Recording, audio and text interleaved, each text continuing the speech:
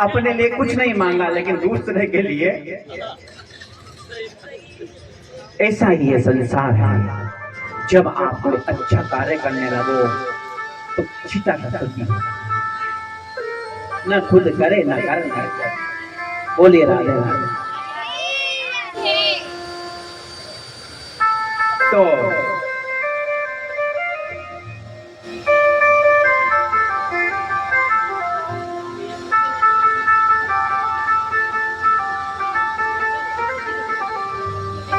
ऐसे कलयुग में जीवों का कल्याण कैसे होगा?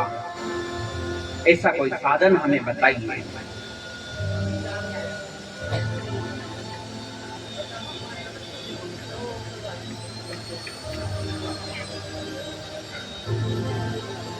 श्री सूत जी महाराज वर्णन करते हैं,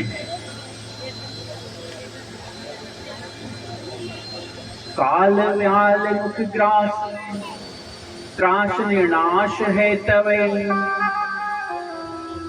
श्रीमद् भागवतम शास्त्रे कलोकीरेण भाषितम्।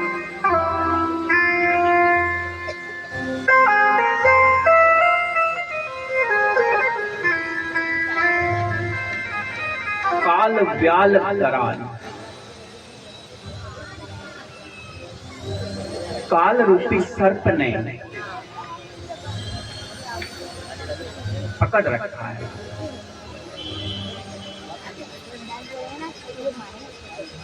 अपना ग्रास बनाने के लिए।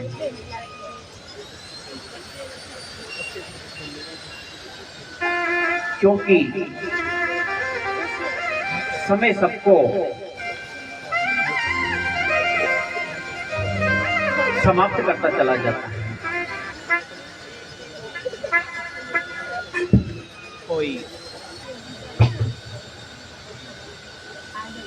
कोई 40 साल मर के बैठा है, कोई 50 साल मर के बैठा है, कोई 70 साल मर के बैठा है।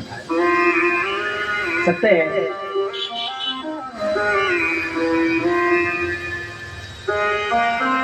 तो सूत जी महाराज ने उनके कल्याण के लिए श्रीमद् भागवत शास्त्र का ज्ञान शौनकादिवासियों को प्रदान किया।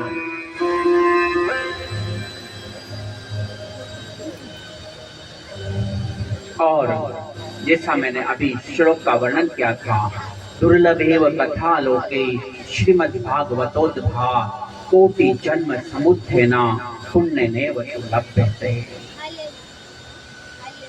इस संसार में श्रीमद् भागवत जी की कथा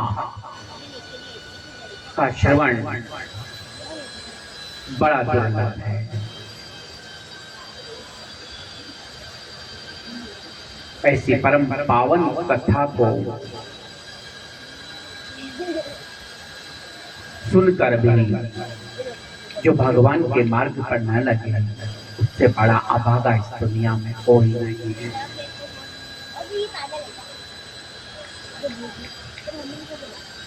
जब सूत जी शौनकादि ऋषियों को इस प्रकार वर्णन कर रहे थे, तो आगे कहते हैं कि श्री सुखदेव मुनि ने जब राजा परीक्षित जी को ये कथा सुनाना प्रारंभ किया, तो देवतागण स्वर्ग से आए, बोले गुरुदेव ये कथा आप हमें सुना दीजिए, और परीक्षित जी को जो शाप मिला है 7 दिन बाद इसकी मृत्यु हो जाएगी, तो हम स्वर्ग का अमृत जो लेकर आए हैं वो हमें इन्हें पिला देंगे, जिससे ये मृत्यु के भय से बच जाए, ये अमर हो जाएंगे, और हमें आप कथा श्रवण कथामृत का पान करा दीजिए।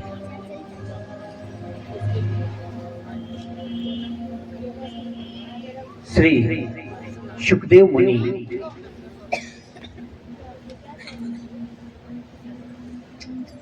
मनी उन्हें हंसी आई, मानो तुम्हें कोई कांच का टुकड़ा देकर कोई मूल्यवान मणि कहे कि आपकी मूल्यवान मणि हमें दे दीजिए और एक कांच का टुकड़ा तुम रख लीजिए। आपको भी उस पर हंसी आएगी। श्री सुखदेव मुनि कहते हैं, क्व सुधा क्व कथा लोके क्व काचम क्व मणिर्महान् धर्मरातो विचारेव तदा देव उच्छ्वासः।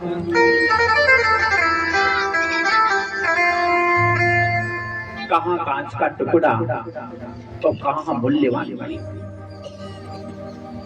श्री सुखदेव मुनि कहते हैं कि हे देवताओं, यदि आप श्रद्धा पूर्वक कथा श्रवण के लिए आते तो मैं तुम्हें अवश्य कथामृत का पान कराता, लेकिन आप कथा सुनने नहीं, सौदागर बन के आए हो,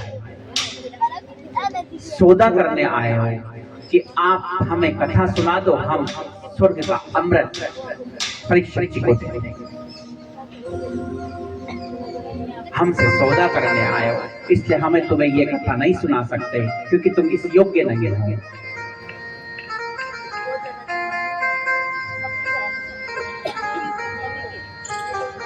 देवतागण विचार करते हैं कि स्वर्ग का अमृत हम दे रहे हैं, फिर भी सुखदेव मुनि हमें कथा नहीं सुना रहे हैं।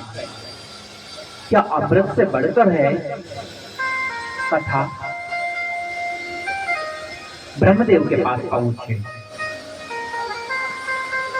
ब्रह्मा जी को सारी बात बताई।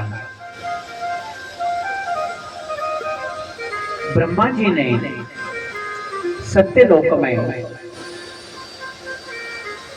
तराजू पर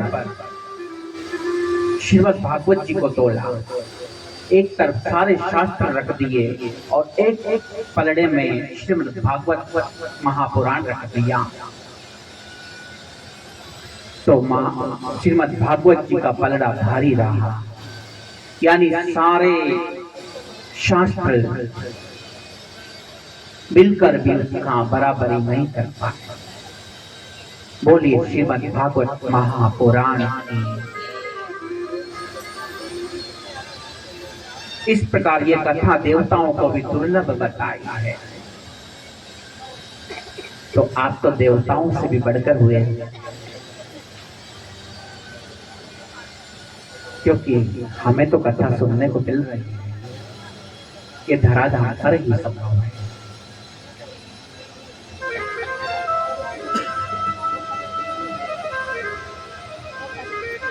इस प्रकार कलयुग के प्राणियों के कल्याण के लिए श्रीमद् भागवत शास्त्र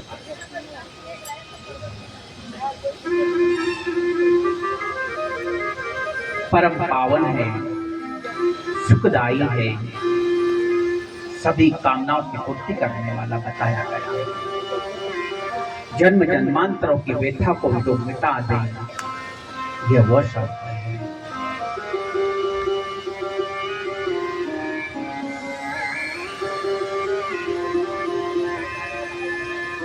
आगे श्री सूत जी महाराज वर्णन कर रहे हैं कि हे सोनकादि ऋषियों, एक बार देवर्षि नारद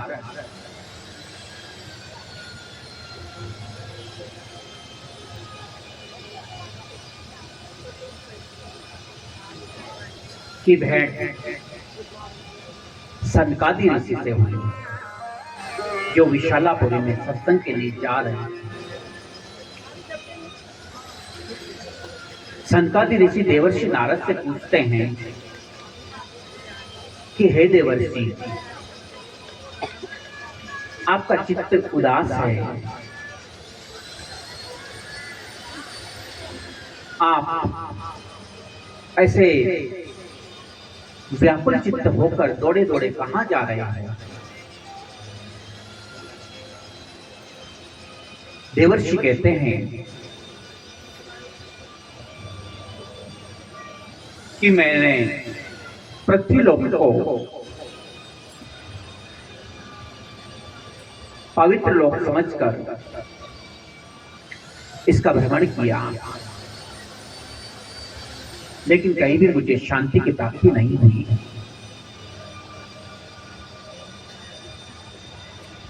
पुष्करम च प्रयागम च काशी गोदावरी तथा हरि क्षेत्रम कुरुक्षेत्रम श्रीरंग से कहाँ गया? पुष्कर, प्रयाग, काशी, हरिद्वार, लेकिन कहीं भी शांति नहीं मिली। सब तरफ कलयुग का बोलबाला है। कलयुग के लोग अशांत हो रहे हैं। हर जगह हिंसा, चोरी, झूठ इनका बोलबाला है। सत्य नहीं है। बेचारे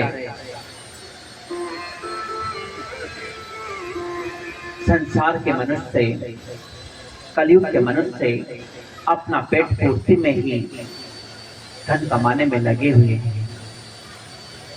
उन्हें अपने कल्याण के विषय में विचार करने का अवसर ही नहीं मिलता, या यूं कहो कि कलयुग के प्रभाव के कारण वह अपनी मुक्ति का प्रयास ही नहीं कर पाते।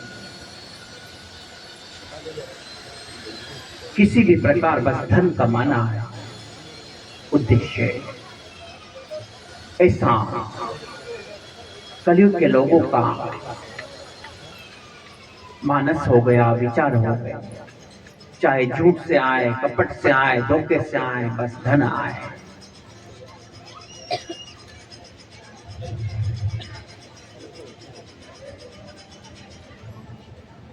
धन छीन कर किसी का ना चैन पाएगा तू, देगा जवाब क्या जब परलोक जाएगा तू।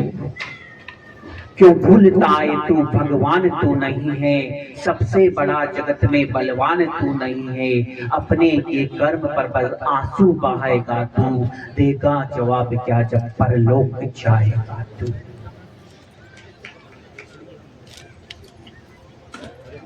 पर उसकी चिंता नहीं। बोले किसने देखा? अभी तो छल कपट चोरी से कमा लेते हैं। किसने देखा? अगला जन्म किसने देखा? स्वर्ग नरक किसने देखा? जबकि सामने दिख रहा है। अगर स्वर्ग नरक नहीं होता तो एक व्यक्ति का जन्म झोपड़ी में न होता और एक का जन्म अमीर के घर में न होता। कर्मों का हिसाब तो देना ही पड़ता है। वो जन्म से गरीब है, वो जन्म से अमीर है। एक कुत्ता गली गली में घूमता हुआ 2 की रोटी भी नहीं खा पाता, मिल पाती उसको, और एक कुत्ता लग्जरी कारों में घूम रहा है। बोलिए राधे राधे।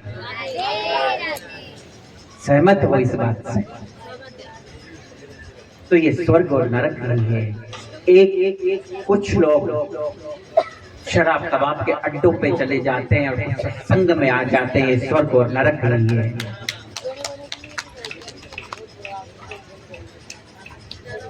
और वैकुंठ है कहाँ? ना हम बसामि वैकुंठे योगिनाम हृदय नवे, मद भक्ता यत्र गायन्ति तत्र तिष्ठामि नारद। मेरे भक्त जहाँ कीर्तन करते हैं, जहाँ सत्संग करते हैं, वहां मैं अवश्य होता हूँ। क्या भगवान झूठ बोलेंगे?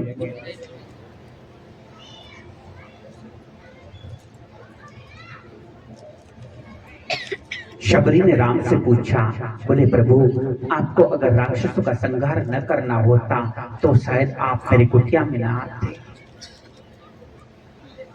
बोले हे माते ऐसा नहीं है, उनका संहार तो मैं संकल्प मात्र से कर सकता हूं। उनके दिलों की धड़कन चलाने वाला भी मैं ही, जब चाहूं तब रोक दो। मैं तो अवतार इसलिए लेता हूं कि मेरे संतों की चरण रज कहीं मुझे मिल जाए। आप जैसे संत महात्माओं के मुझे दर्शन प्राप्त हो जाए, मैं संतन के पीछे जाऊं, जहाँ जहाँ संत सिधारे, उतो संत सदा मोहि अति प्यारे। चरणन रज रज अंग लगाऊं, जहाँ जहाँ संत सिधारे, उतो संत सदा मोहि अति प्यारे। इसलिए अवतार लेता।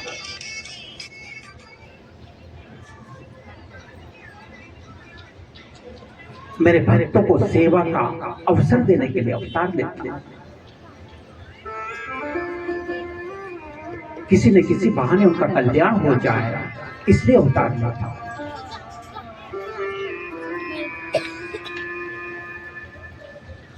तो नारद जी वर्णन करते हैं कि मैं सब तीर्थों में गया, लेकिन मुझे कहीं पर भी शांति की प्राप्ति नहीं हुई।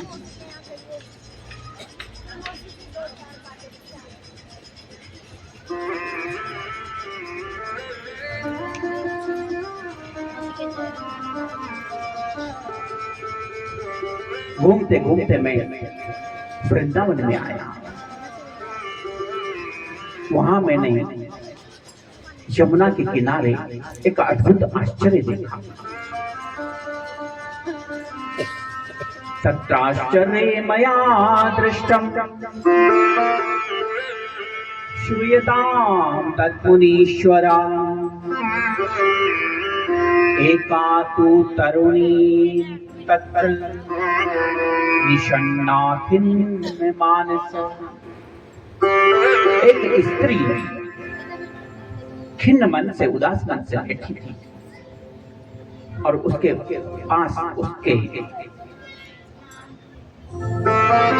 नजदीक दो युवक अचेत अवस्था में, मूर्छित अवस्था में, जर्जर अवस्था में, वृद्ध अवस्था में पड़े हुए थे।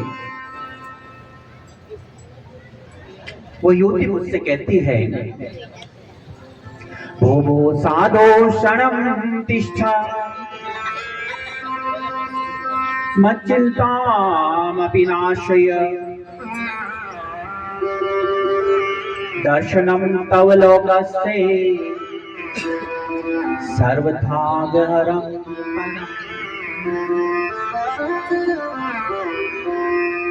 हे संतजन, आप तनिक ठहर जाइए, क्षण भर के लिए रुकिए और मेरी चिंता को दूर कीजिए।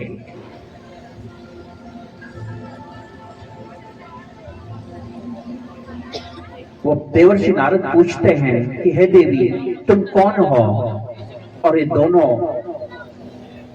वृद्ध पुरुष कौन हैं? वह युवती कहती है कि मैं भक्ति महारानी हूं और ये दोनों वृद्ध पुरुष मेरे पुत्र हैं। देवर्षि नारद जी को आश्चर्य हुआ कि माता जवान है और पुत्र बूढ़े हो गए, ऐसा क्यों?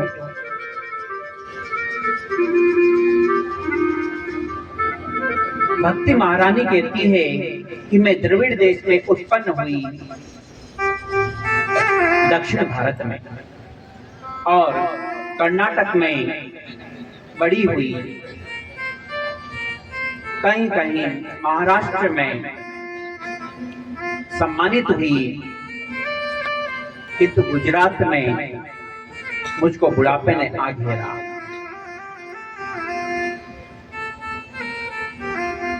लेकिन जब मैं वृंदावन में आई तो वृंदावन के संयोग से, यहाँ की परम पवित्र भूमि से भगवान श्री कृष्ण के चरण रज से, उनकी लीलाओं की भूमि से मैं पुनः जवान हो गई। लेकिन मेरे ये दोनों पुत्र अभी तक वृद्ध ही हैं और साथ साथ मूर्छित अवस्था में भी हैं। दोनों पुत्र कौन है? ज्ञान और वैराग्य। हम जब घर बनाते हैं तो सीढ़ियां लगाते हैं, देखा होगा सबके घरों में है। सीढ़ियों के दोनों तरफ रेलिंग लगी हुई होती है सहारे के।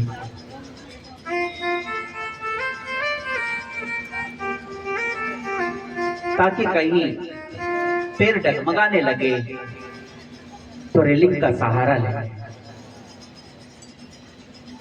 ऐसे ही ज्ञान और वैराग्य हमारी भक्ति के सपोर्टर होते हैं। जब सांसारिक विषय वासनाओं में हमारी भक्ति डगमगाने लगती है तो ज्ञान और वैराग्य के बल पर वो पुनर्जीवित हो जाती है और हम भक्ति मार्ग में आगे बढ़ते चले जाते हैं।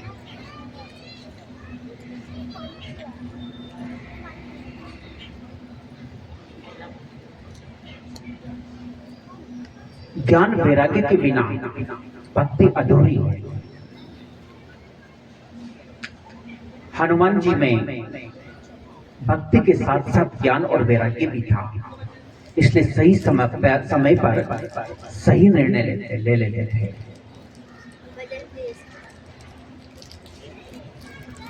माता सीता का पता लगाने अशोक वाटिका में गए।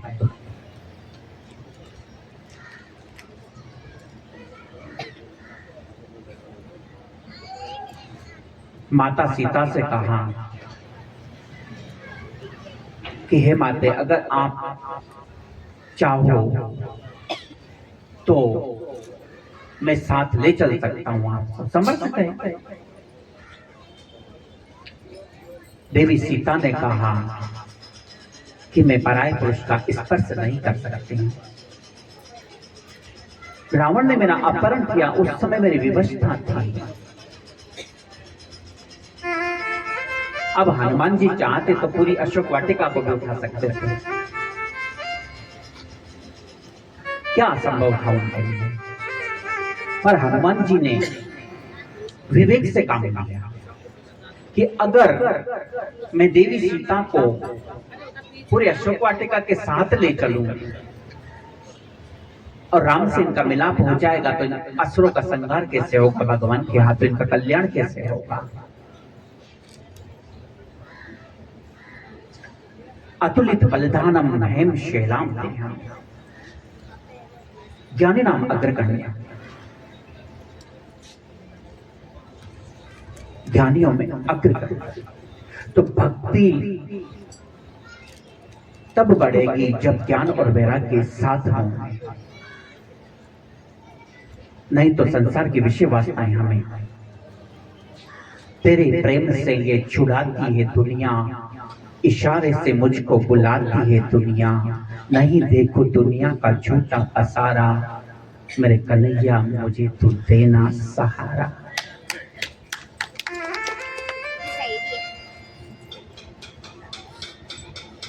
संसार की विषय वासनाओं में, दुनिया के हंगामों में जब नजर मेरी लग जाए तो तुम मेरे ख्वाबों में आना मेरे औलिया। हमें बचाना प्रभु। ज्ञान वैराग्य को जगाने के लिए देवर्षि नारद जी ने शंख ध्वनि की, वेद पाठ किया, गीता पाठ किया, लेकिन उनकी मूर्छित अवस्था नहीं जा पाई।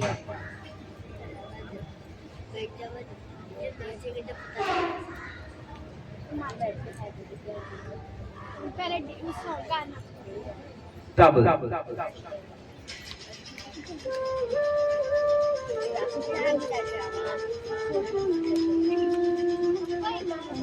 देवर्षि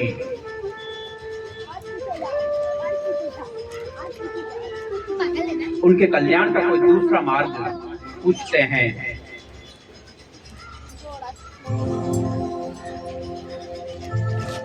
क्योंकि वृंदावन में आने से भक्ति महारानी तो युक्ति हो गई थी। ये वृंदावन की महिमा है, जहाँ पे कण कण में, जहाँ पे पत्ते पत्ते में राधा राधा है।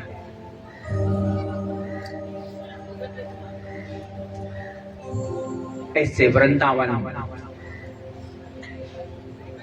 धाम में जाने का जब भी सौभाग्य प्राप्त हो तो वहां की पवित्र रज को अपने मस्तक पर लगाना। ब्रज रज उड़ती देखकर मत करियो रे ओट, ब्रज रज उड़ मस्तक लगे तो गिरे पाप की ओट। सियावर रामचंद्र की जय। इसीलिए सबका मन का पंछी यही कहता है, मेरा मन पंछी ये बोले उड़ वृंदावन जाऊं, ब्रज की लता पता में राधे राधे गाऊं, मैं राधे राधे गाऊं, मैं श्यामा श्यामा गाऊं, मैं राधे राधे गाऊं।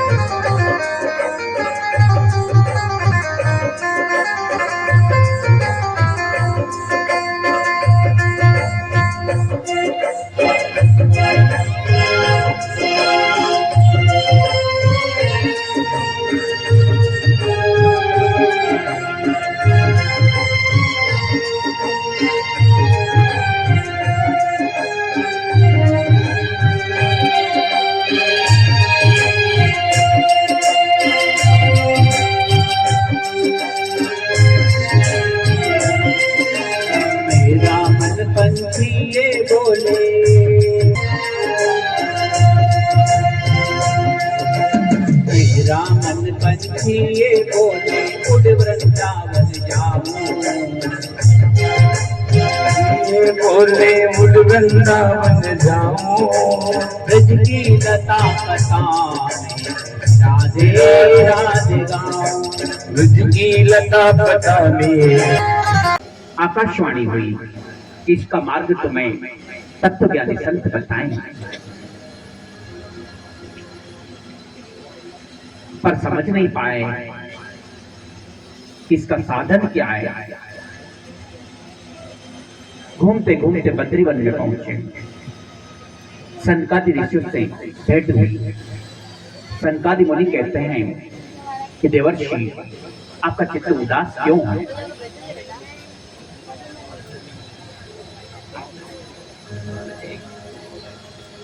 उन्होंने सारी बात सनकादि ऋषियों को बताई कि मैंने वेद पाठ किया, शंख ध्वनि की, लेकिन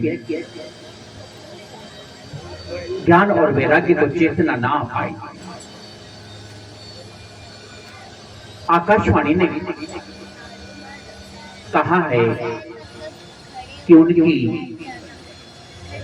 चेतना का मार्ग आपको तत्वज्ञानी संत बताएंगे, लेकिन मैं आकाशवाणी की बात को समझ नहीं पाया। सनकादि ऋषि कहते हैं कि वैसे तो भगवत प्राप्त संसार में अनेक शास्त्र हैं, वेद पुराण अनेक शास्त्र हैं, योग का ज्ञान भी है, लेकिन भगवत प्राप्ति का मार्ग अब तक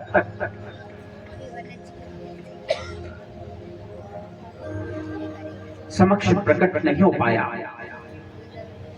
भगवत प्राप्ति का शॉर्टकट साधन आज तक किसी भी संत के द्वारा वर्णन नहीं हो पाया।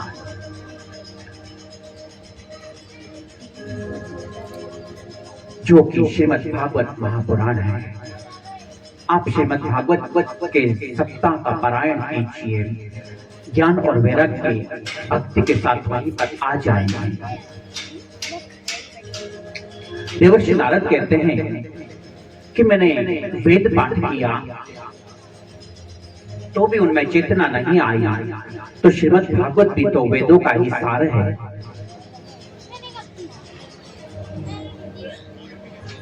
इससे उन्हें चेतना कैसे आ पाई?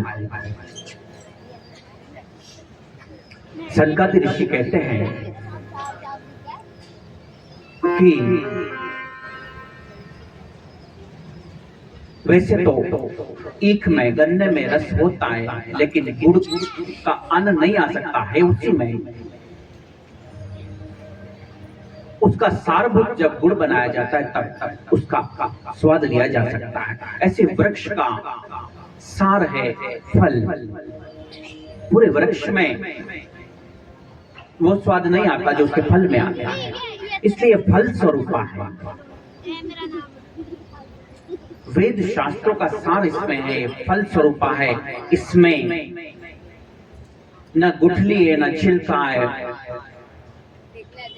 बेकार का पदार्थ कुछ नहीं है। जैसे घी दूध से ही बनता है, लेकिन जो कार्य घी कर सकता है वह दूध नहीं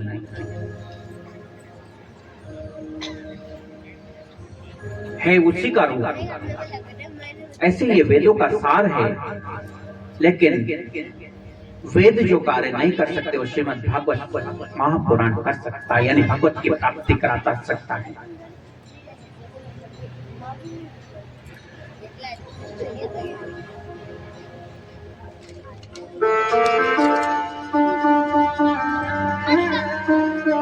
तो देवर्षि नारद सनकादिक ऋषि से पूछते हैं कि इसके पारायण की विधि और सप्ताह श्रवण की विधि आप कृपा कर हमें बताने का कष्ट करें।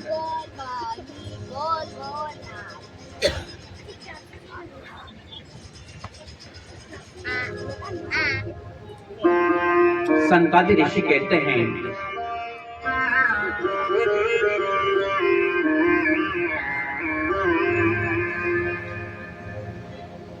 कि आप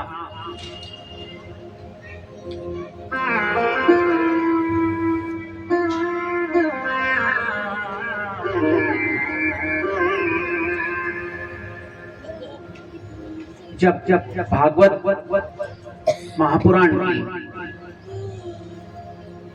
कथा का आयोजन करोगे तो जैसे सिंह की गर्जना से भेड़िए भाग जाते हैं, ऐसे ही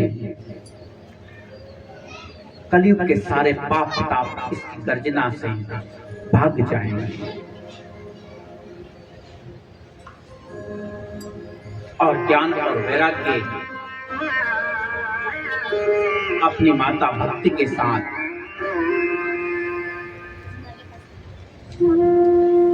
उस स्थान पर आएंगे और उनका कल्याण होगा।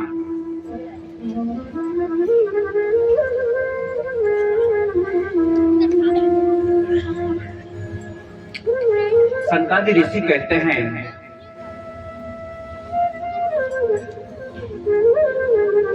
सदा सेव्या श्रीमद् भागवती कथा यस्या श्रवण मात्रेण हरिश्चित्तं समाश्रयते।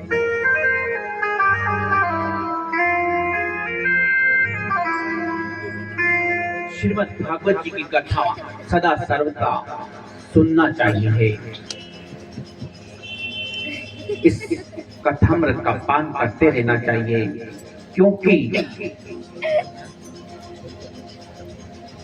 ये वो कथा है जैसे एक भ्रमर भौरा कमल की सुगंध से खींचा चला आता है कमल के पास और उस पर बैठता है। उसकी खुशबू में इतना तल्लीन हो जाता है कि जब कमल रात्रि को बंद हो जाता है वो भी उसके अंदर ही बंद हो जाता है।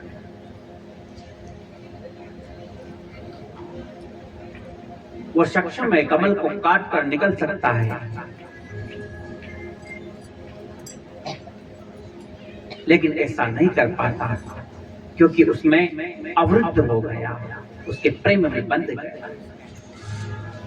जैसो बंधन प्रेम को तैसो बंधन और कांटे ही भेदे कमल को छेद न निकले भौर। ऐसे ही श्री सुखदेव महर्षि वेदव्यास जी वर्णन करते हैं कि ये वो कथा है जो अभी हमने सुनी नहीं, सिर्फ संकल्प किया है, सुनने जाने का संकल्प किया है।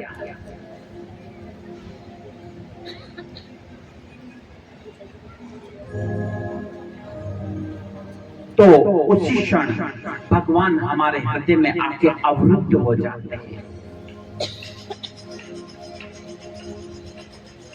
वर्णन करते हैं श्रीमद् भागवते शास्त्रे किम वा परेरीश्वर। अन्य और साधनों से आपको भगवान की प्राप्ति हो सकती है, लेकिन कब ये पता नहीं। अन्य शास्त्र हैं, योग मार्ग भी है, भक्ति मार्ग और भी है, और भी शास्त्र हैं।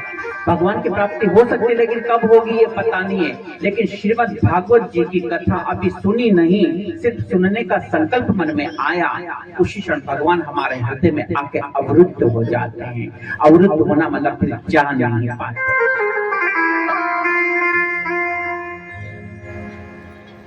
ऐसी इसकी महिमा है।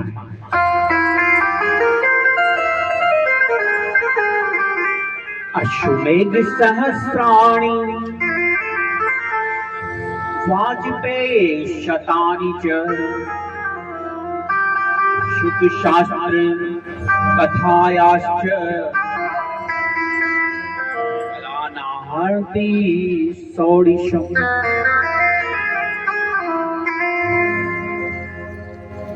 हजारों अश्वमेध यज्ञ हो, वाजपेयी शतानि च सैकड़ों वाजपेयी यज्ञ हो, फिर भी श्रीमद् भागवत जी के पुण्य का 16वां हिस्सा भी नहीं है। कलानाहर्ति षोडशम् 16वां हिस्सा भी नहीं है।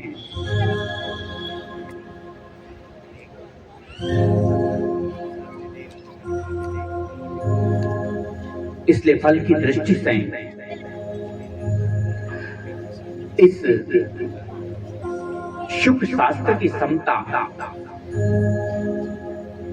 गंगा, यमुना, गोदावरी, सिंधु या वेद शास्त्र कोई नहीं कर पाया।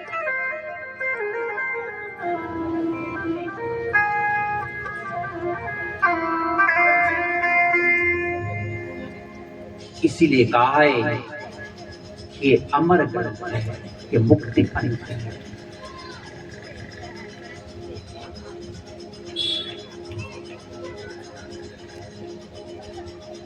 श्री सूत जी महाराज कहते हैं कि जब भगवान श्री कृष्ण इस धराधाम को छोड़कर स्वधाम को पधारने लगे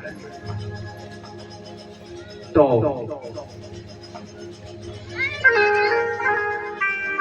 उनके श्रीमुख से 11वें स्कंद का ज्ञानोपदेश सुनकर से उद्धव जी ने पूछा,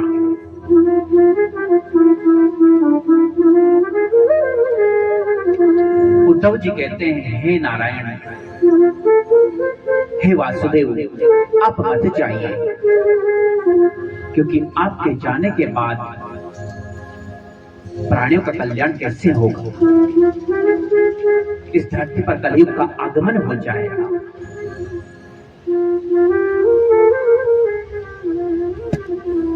संसार के जीवों का कल्याण का मुझे और कोई मार्ग नजर नहीं आता। इसलिए आप मत जाइए। तब भगवान ने उद्धव जी को सांत्वना देते हुए कहा, हे उद्धव, निराश ना हो। और भगवान ने अपनी सारी शक्ति श्रीमद् भागवत महासागर में प्रविष्ट कर दी कि जब मैं इस धराधाम से चला जाऊंगा तब प्राणियों का कल्याण का साधन श्रीमद् भागवत महापुराण होगा। ये मेरा ही स्वरूप है।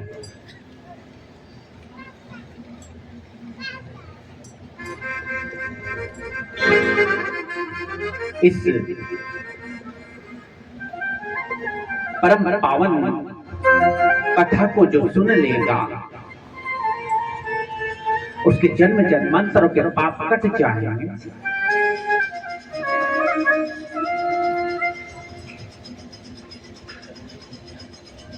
और उसे मेरी सहज भक्ति प्राप्त होगी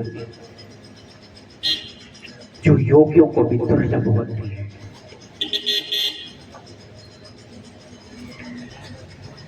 एक बार एक योगी अपने तपोबल से, योग बल से भगवान के वैकुंठ धाम पहुंचा। भगवान से निवेदन किया कि प्रभु, आप मुझे अपनी अनन्य भक्ति दे दीजिए। भगवान कहते हैं कि मैं तुझे चक्रवर्ती सम्राट बना दूं। बोले नहीं, मुझे तो आप अपनी भक्ति दे दीजिए।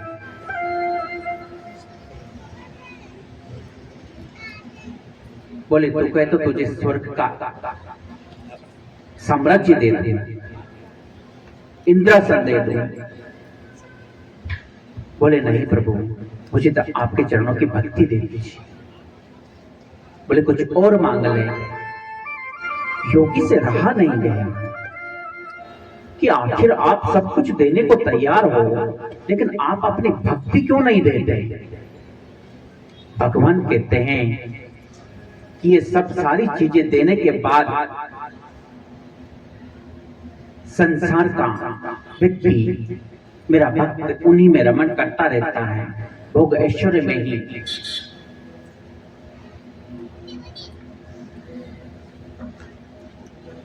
लगा रहता है, उनके सुख भोग में ही लगा रहता है और मैं निश्चिंत हो जाता हूं। लेकिन मेरी भक्ति देने के बाद मैं उसके अधीन हो जाता हूं।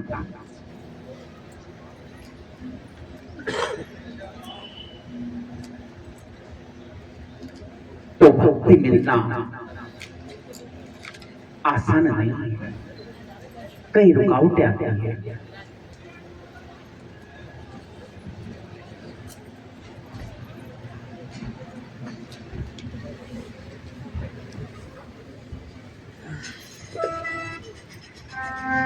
माननीय शिक्षा मंत्री जी श्री मदन दिलावर जी हमारे बीच आए हैं श्रीमद् भागवत जी का आशीर्वाद प्राप्त करने।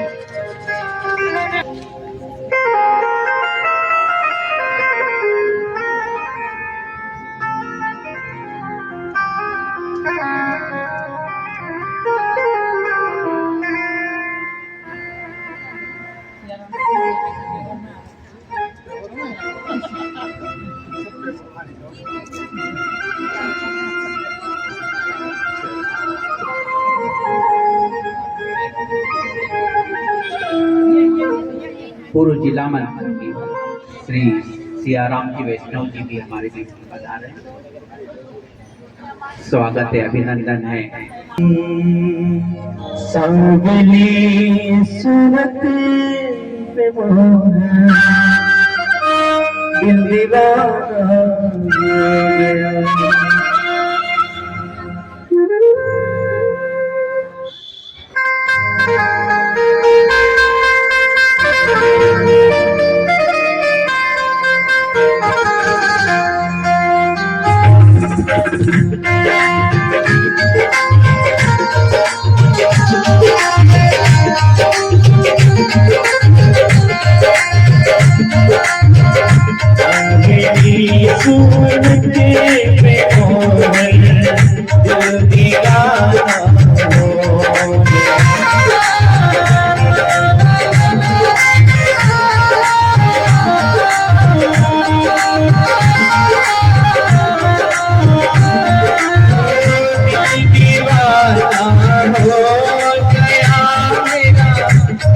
दीवाना हो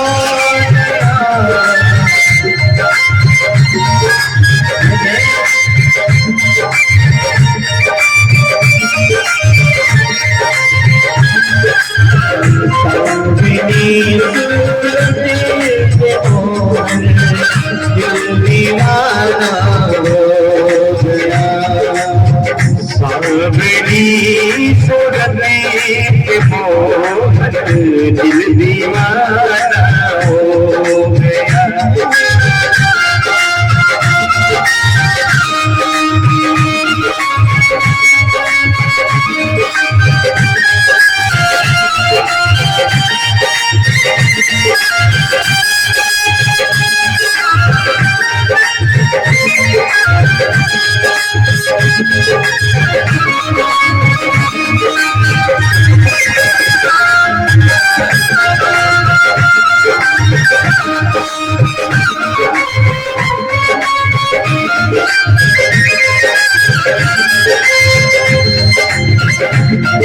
एक तो तेरे होठ पतले दूसरी लाली लगी एक तो तेरे होठ पतले दूसरी लाली लगी तो तेरे होठ पतले दूसरी लाली तीसरा तीसरा तीसरा तेरा मुस्कुराना दिल दीवाना हो गया सांवली सूरती में मोहन दिल दीवाना हो गया लाठियों की सरकार की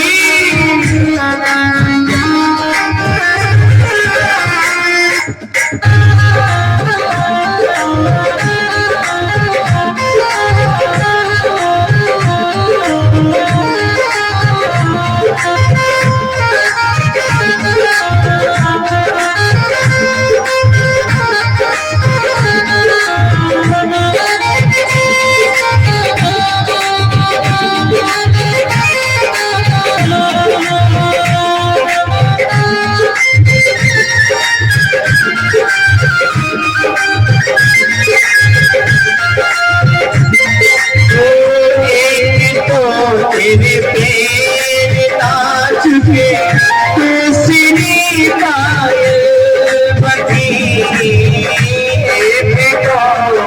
तेरे पाँव नाच के दूसरी पायल बनी एक तो तेरे पैर कोमल दूसरी पायल बनी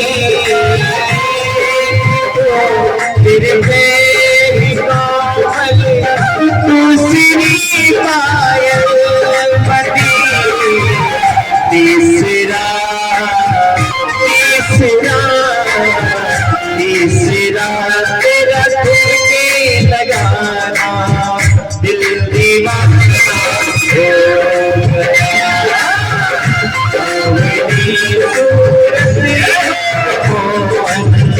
दिल दीवाना हो गया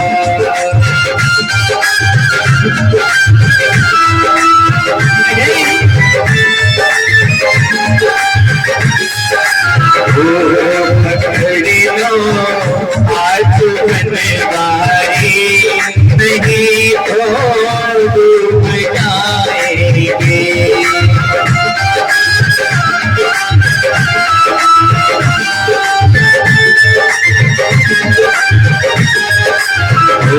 हमारा कुछ न बिगड़ेगा हमारा कुछ न बिगड़ेगा तुम्हारी लाज जाएगी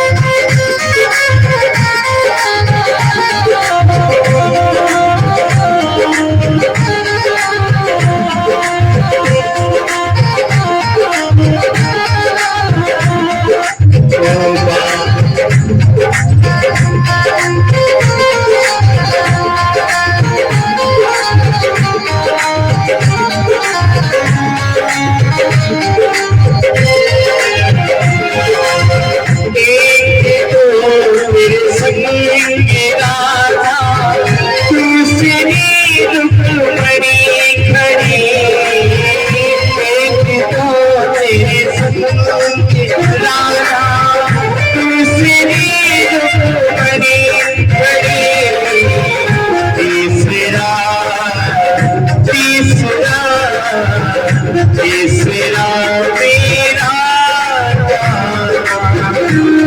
दीवाना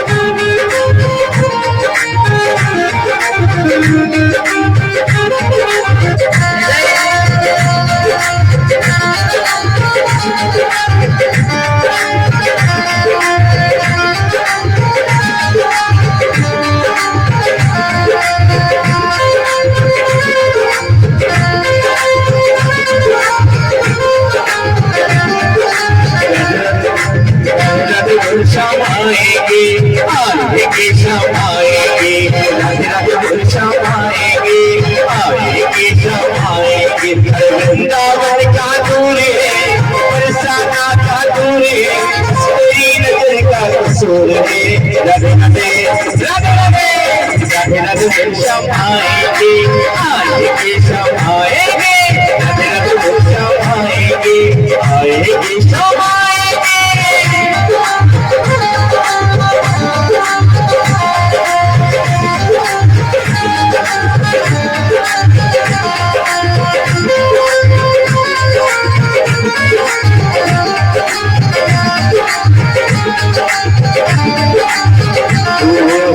निकलेगा फिर बच्चे का परिणाम तेरे करोगी आएंगे घनश्याम निकलेगा फिर बच्चे का परिणाम तेरे करोगी आएंगे घनश्याम याद कर फरियाद कर याद कर फरियाद कर आयो जीवन बर्बाद कर आयो जीवन बर्बाद कर पीते की लौट कर राधे राधे राधे राधे राधे राधे आएंगे आएंगे समाएंगे राधे सगाई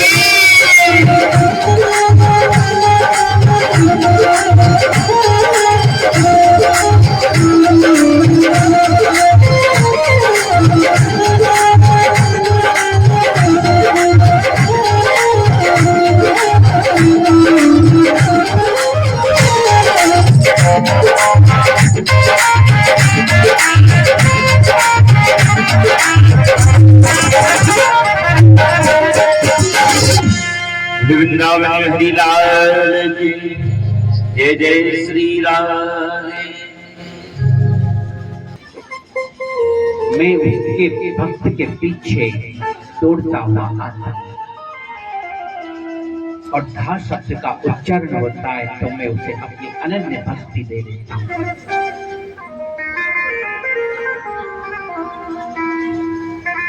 आपके चित्त की जो धारा,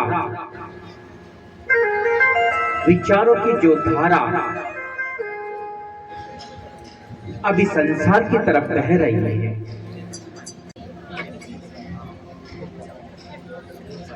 उसी धारा को अगर उल्टा कर दें तो वो राधा बन जाए, माने भगवान की तरफ मोड़ दे। जो विचार, जो आकर्षण संसार की प्रकृति है, उन आकर्षण को, विचारों को भगवान की तरफ मोड़ दे तो वह राधा बन जाएगी। आपकी चित्तवृत्ति राधा बन जाएगी और राधा जब चित्तवृत्ति बन जाएगी तो श्याम खींचा चला आ जाएगा। बोलिए राधे राधे।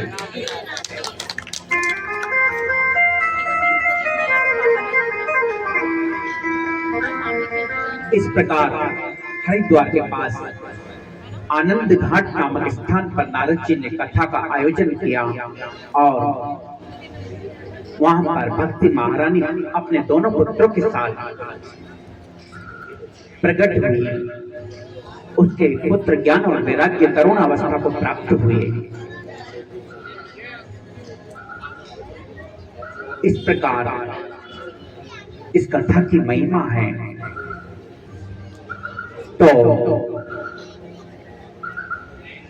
शौनकादि ऋषि श्री सूत जी महाराज से कहते हैं कि क्या इस कथा को सुनने से किसी का कल्याण हुआ है?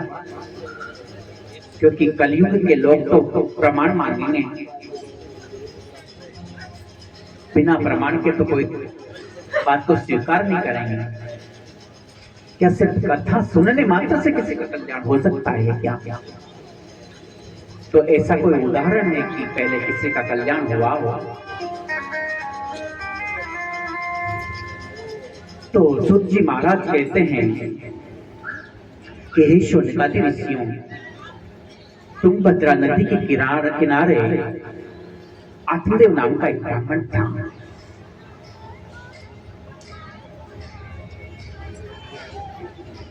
उसके कोई संतान नहीं थी, दुखी था कि मुझे कोई संतान नहीं है, उम्र बीती जा रही है।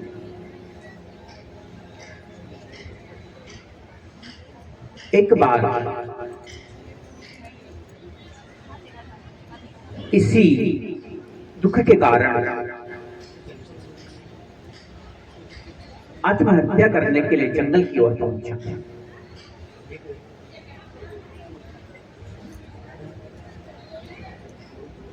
प्यास लगी तो नदी के किनारे पानी पीकर एक वृक्ष के नीचे बैठ गया।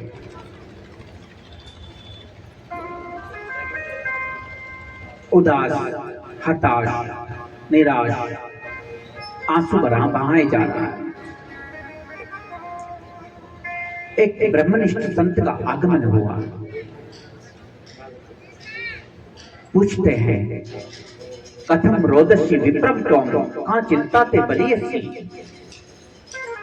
ऐसी क्या चिंता है ब्राह्मण देव तुम्हें, क्यों रो रहे हो? मुझे अपनी चिंता का कारण बताओ।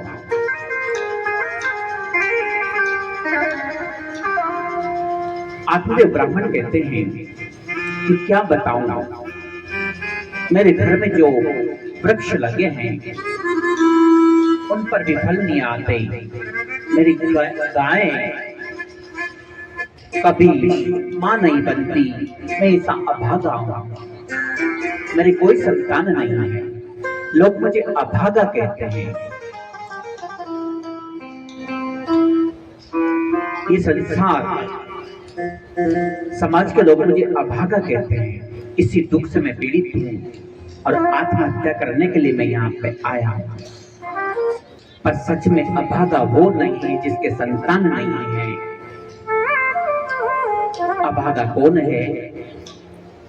भगवान भोलेनाथ ने वर्णन किया।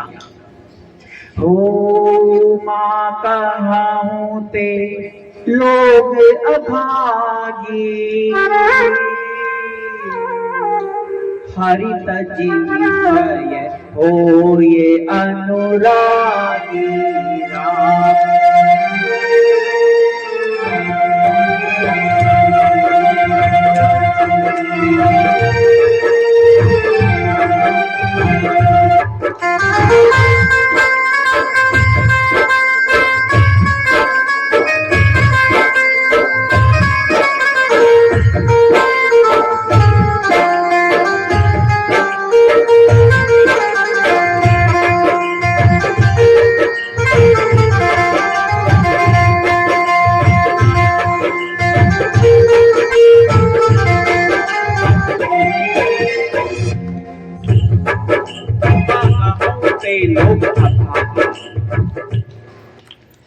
अभागा वो है जो हरि तजी विषय हो ये अनुराग। भगवान को छोड़कर विषय वासनाओं से जिसे प्रेम होता है वो अभागा है। शाश्वत को छोड़कर जो नश्वर से प्रेम करता है वो अभागा है। सत्य को छोड़कर जो असत्य से प्रेम करता है वो अभागा है।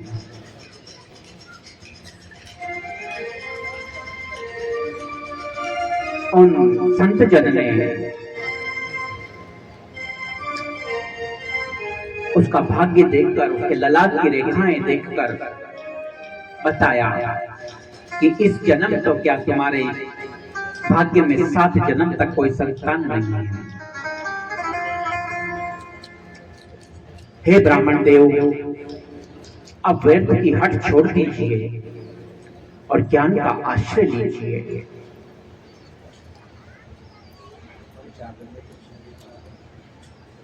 पर कहते हैं ना कि ममता रथ सत सन ज्ञान कहानी, अति लोभी सन विरति बखानी। जो ममता में फंसा हुआ हो उसे कितने भी ज्ञान के उपदेश दे दो वह नहीं सुन पाएगा। अति लोभी, जो बहुत लोभी हो उसको ज्ञान की कहानी समझ में नहीं आएगी। एक सेठ जी थे, दुकान जा रहे थे बेचारे, आधे रास्ते से वापस आ गए। बेटे ने पूछा, क्या हुआ पिताजी, आप तो दुकान गए थे? बोले, बेटा वो जो ठाकुर जी के दिया लगाया ना, मुझे रास्ते में ध्यान आया कि उसमें घी ज्यादा डाल दिया तो निकालने आया। तो बाप बेटा भी कम नहीं। बोले, पिताजी आप भी नुकसान का सौदा करते हो। 2 रुपए का घी वापस निकालने के लिए 10 रुपए की चप्पल घिस कर आए हो। बोले, बेटा मैं भी तेरा बाप हूं, देख चप्पल तो खाक में दबा के लाया हूं। अति लोभी सन विरति बखानी। ज्ञान की कहानी समझ नहीं आएगी। ब्राह्मण देव ने बोला कि मैं ज्ञान को क्या करूं, आप तो मुझे हठ पूर्वक संतान प्रदान कीजिए, पुत्र प्रदान कीजिए।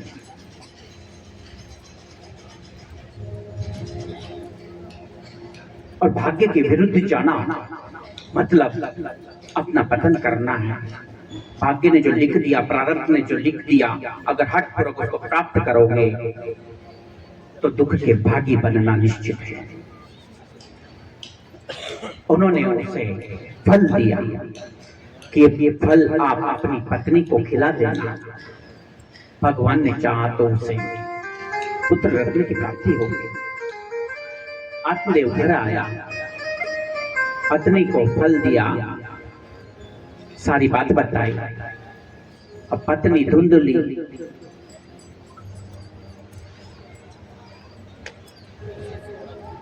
जो कुमति होती है वह धुंधली होती है। यहाँ धुंधली सिर्फ एक स्त्री का नाम नहीं है।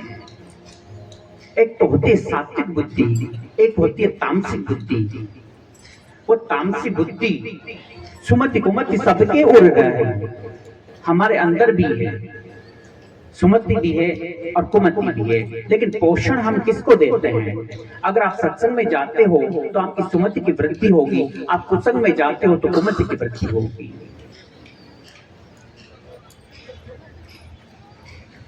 उसने विचार किया कि अगर मैं फल खा लूंगी तो मेरे गर्भ रहेगा।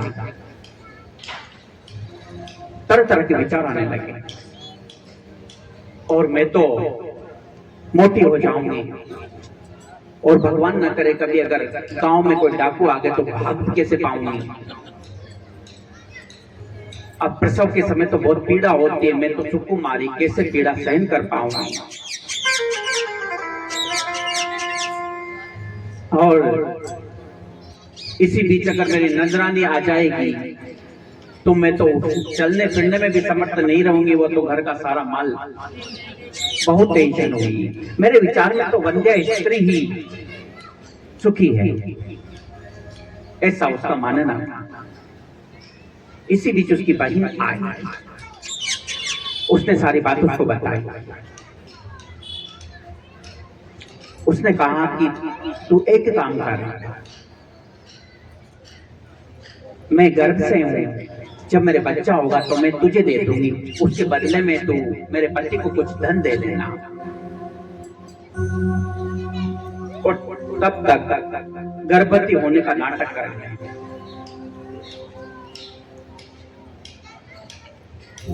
और परीक्षा के लिए इस फल को गाय को खिला दे कि संत की बात से के सत्य है या नहीं।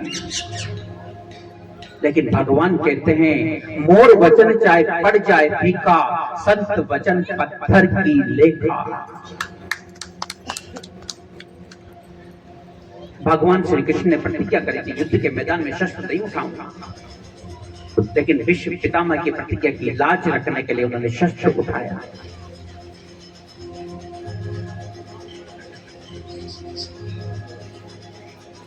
मेरे भक्त की वचन को मैं जाने नहीं दूंगा। एक स्त्री का पति मर गया था, वह सती होने के लिए पीछे पीछे श्रृंगार करके जा रही थी। मार्ग में गोस्वामी तुलसीदास जी का आश्रम था।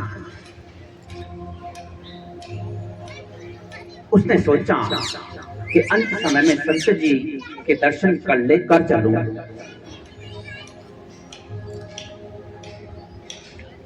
प्रणाम किया और संतों का स्वभाव अखंड सौभाग्यवती भाव। बोले महाराज मेरे पति तो मर गए, मैं पीछे पीछे सती होने जा रही हूँ, अखंड सौभाग्यवती कैसे होंगी। तुलसीदास जी सोचते हैं कि प्रभु हमने तो कहा नहीं, आपने ही कहलवाया है। अब भगवान भी फंस गए। मोर वचन चाहे पड़ जाए फीका, संत वचन पत्थर की लेखा।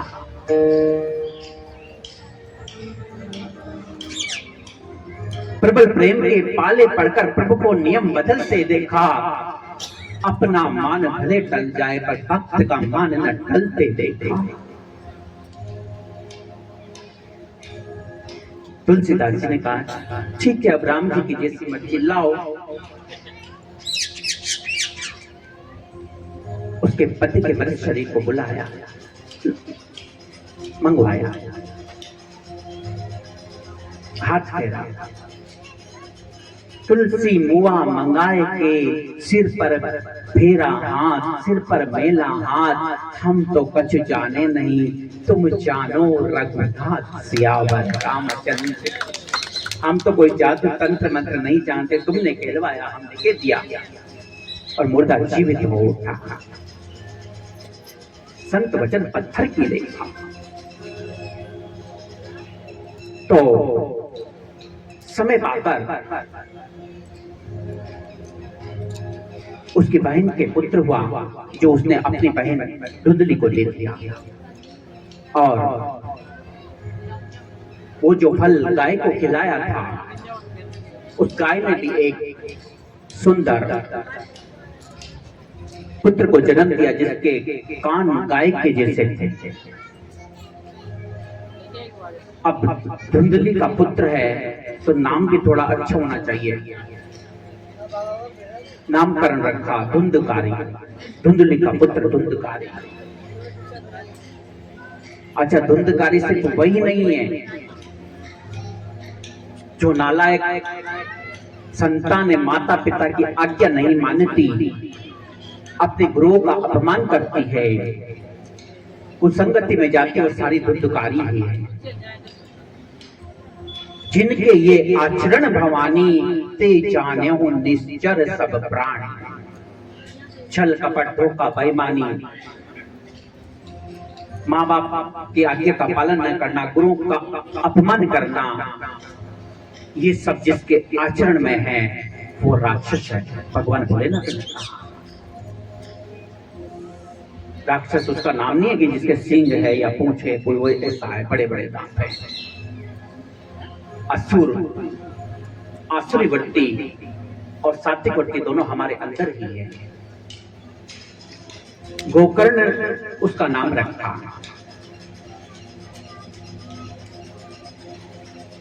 धुंधकारी बड़ा दुष्ट हुआ। बड़ा होने पर चोरी करना, हिंसा करना, माता पिता को मारना पीटना।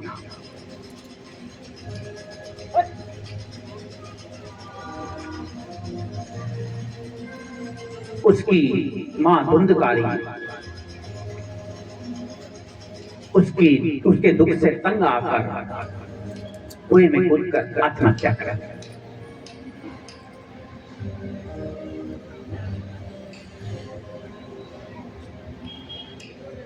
पिता आत्मदेव सोचते हैं कि मैंने संत की आज्ञा की अवहेलना की, मेरे भाग्य में वास्तव में पुत्र सुख नहीं था। तो गोकर्ण जी का आगमन होता है। गोकर्ण जी समझाते हैं कि हे पिताजी, इस संसार के सारे रिश्ते नाते झूठे हैं, आप ज्ञान का आश्रय लीजिए और भगवान की शरण में जाइए। बोले पुत्र, मैं तो हमेशा मोह ममता में पड़ा रहा हूँ, अज्ञानी हूँ, मुझे जंगल में जाकर क्या करना है मुझे कुछ पता नहीं। बोले आप संसार से अपनी आसक्ति हटा दीजिए और भगवान में आसक्ति लगा दीजिए।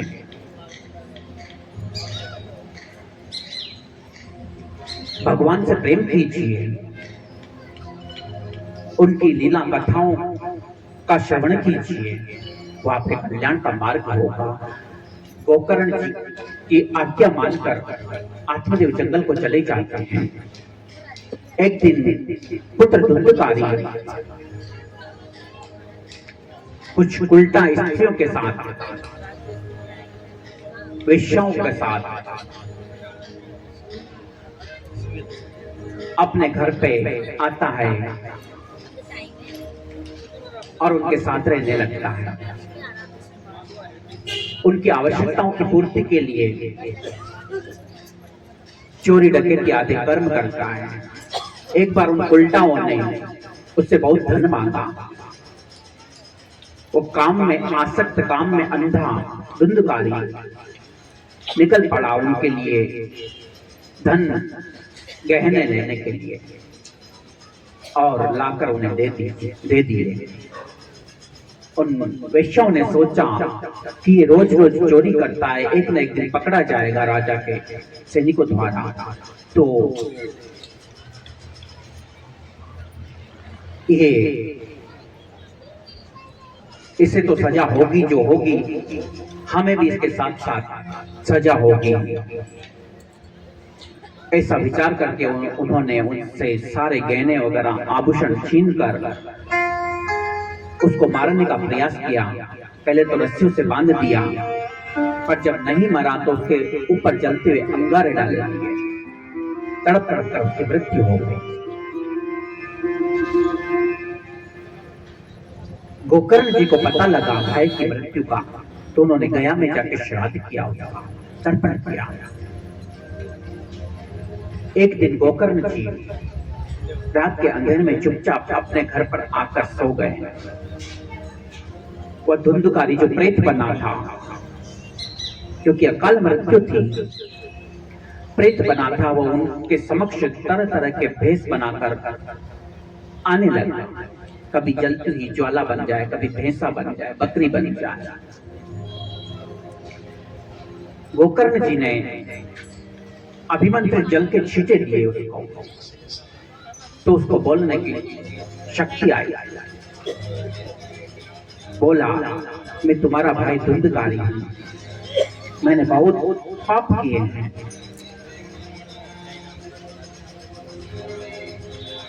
और सारी घटना उसको बताई।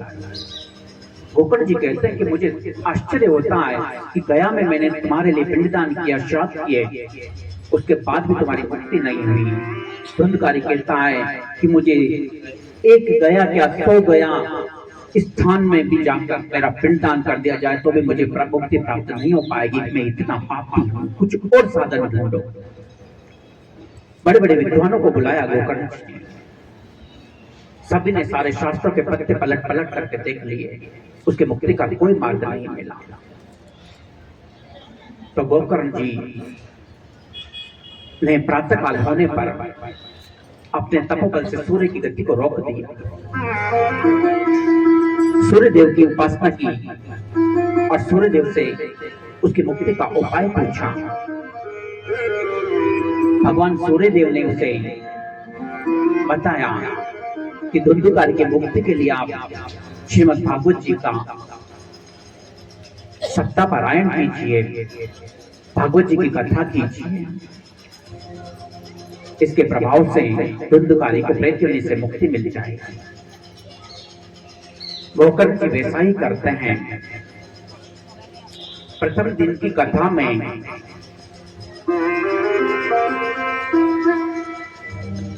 जब धुंधकारी आया तो उसका शरीर वायु रूप था, बैठने का स्थान नहीं मिला, क्योंकि शरीर स्थिर नहीं रह पाता।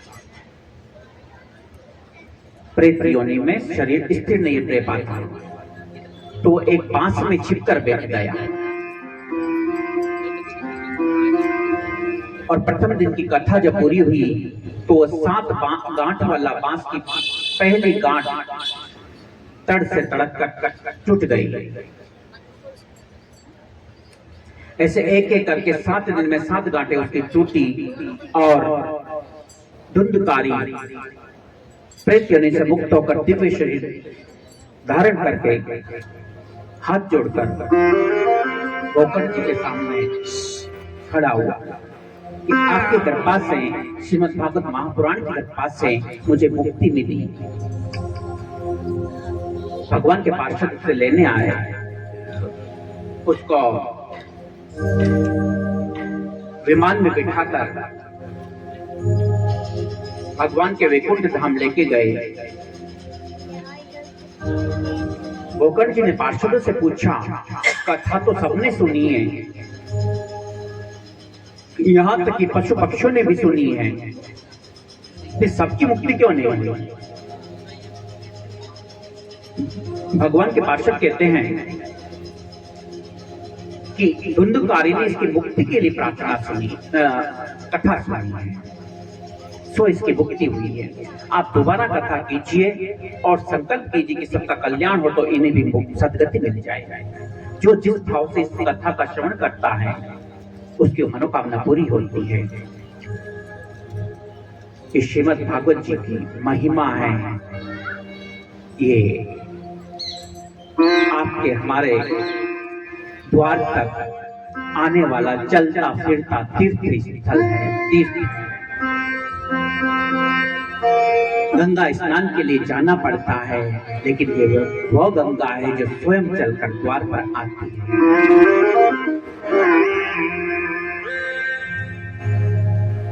आज की इस कथा का विश्राम यहाँ पर हम करेंगे। आरती होगी, पुष्पांजलि होगी और फिर प्रसाद वितरण होगा। प्रसाद ग्रहण करके जाएं।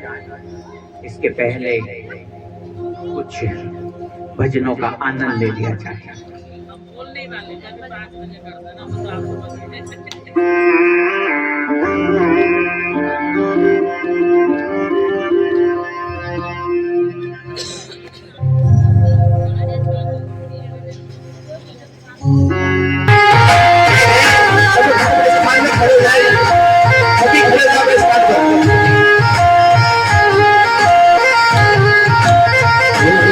आयु सांवलियो सरकार लीले पे चढ़ के, आयु सांवलियो सरकार लीले पे चढ़ के, लीले पे चढ़ के, जो घोड़े पे चढ़ के, लीले पे चढ़ के, जो घोड़े पे चढ़ के, आयो सांवलियो सरकार लीले पे चढ़ के।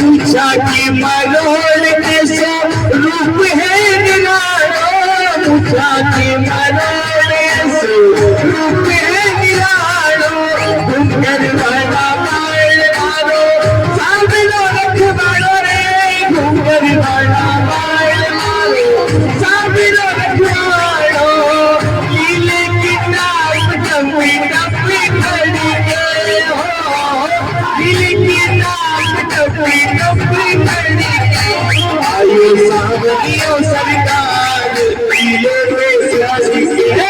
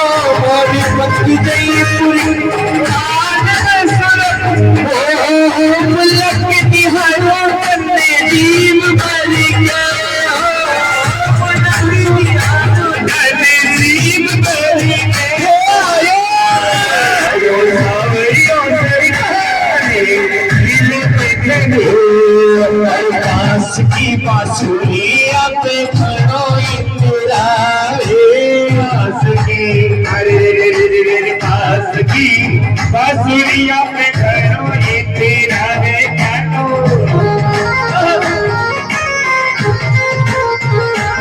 कोई सोना की होती तो हीरा मोतिया की होती तो अरे कोई करी तो पास की बांसुरिया